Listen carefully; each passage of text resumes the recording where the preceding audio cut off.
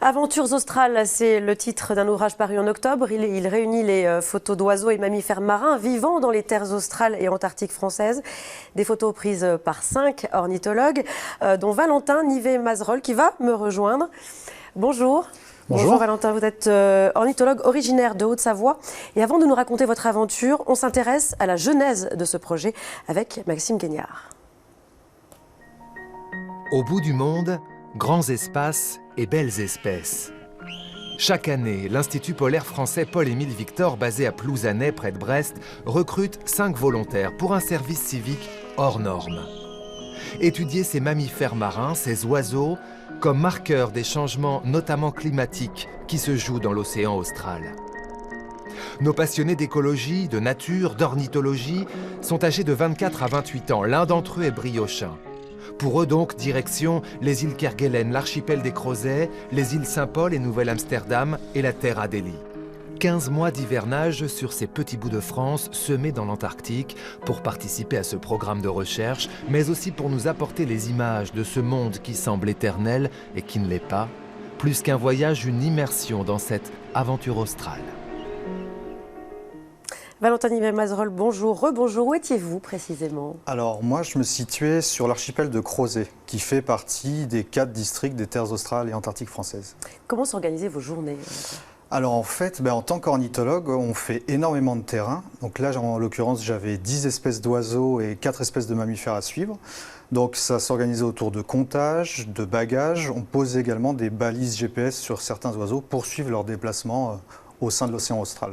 Alors c'est une aventure qui n'est pas récente, hein, c'est une aventure qui se reproduit chaque année? Exactement. Donc tous les ans, en fait, le Centre d'études biologiques de Chizé recherche 5 volontaires pour partir sur ces territoires avec le soutien de l'Institut polaire français. L'idée c'est quoi?